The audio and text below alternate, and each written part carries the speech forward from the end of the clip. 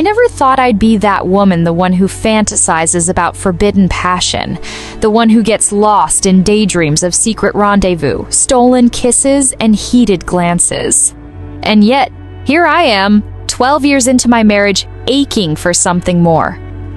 It started with small things: a lingering look from a stranger at the grocery store, a harmless flirtation with the barista who remembers exactly how I like my coffee, the way my skin tingled when a coworker brushed against my arm during a meeting.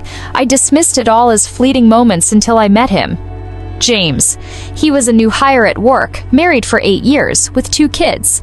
He was charismatic, confident, and completely off-limits.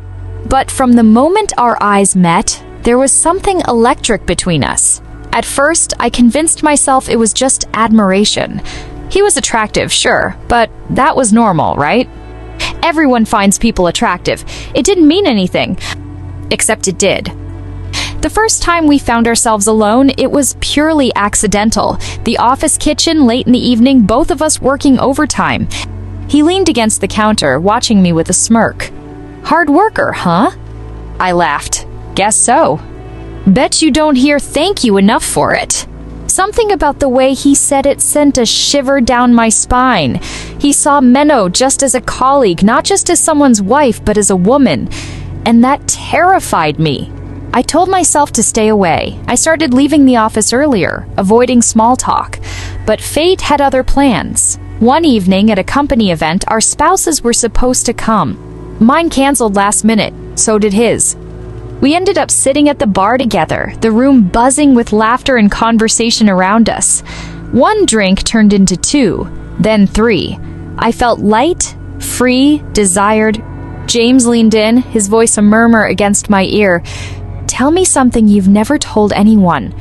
The alcohol loosened my tongue. I fantasized about being the other woman. He exhaled sharply, his fingers tightening around his glass. "I fantasize about having an affair with you." The air between us crackled. For a moment, neither of us moved. Then, his hand brushed my thigh under the bar. I should have pulled away. I should have walked out. Instead, I leaned into it. Nothing happened that night except everything did. The next day, he left a note on my desk. "Meet me at the Crimson Hotel, room 307. Tonight, 9 p.m. No expectations, just talk." I stared at the note for hours. My heart pounded every time I glanced at it. I knew this was the point of no return. If I went, I was crossing a line I could never uncross. If I didn't, I would spend the rest of my life wondering, what if? At 8:45, I was in my car, gripping the wheel so tightly my knuckles turned white. By 8:50, I was parked outside the hotel. By 8:55, I was in the elevator, my breath shallow, my pulse erratic, and by 9 p.m., I was standing outside room 307, my hand hovering over the door handle.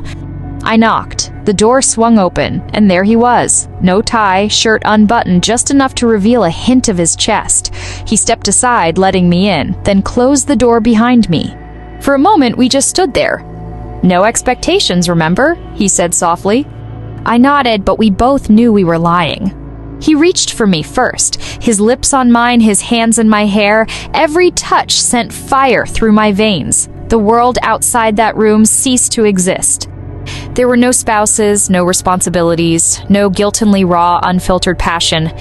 It wasn't just sex, it was something more, something dangerous, something neither of us was ready for. And then my phone rang. My husband's name flashed on the screen, jolting me back to reality.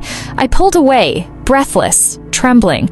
James looked at me, understanding in his eyes. "You have a choice to make." I swallowed hard. My marriage wasn't perfect, but was I really ready to destroy it? I had built a life with my husband, a home, a family, and yet I had never felt more alive than I did in that moment. With shaking fingers, I silenced the call. James reached for me again, but this time, I stepped back. "I can't," I whispered. "I want to, but I can't." He nodded, though disappointment flickered across his face. "I understand." I turned and left, my heart pounding, my body aching for something I knew I could never have.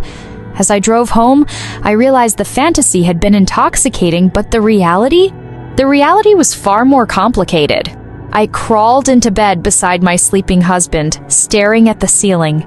My mind was still in room 307, replaying every moment. I hadn't crossed the line completely, but had I still cheated? Emotionally? Mentally? Would I do it again if given the chance? I didn't have the answers.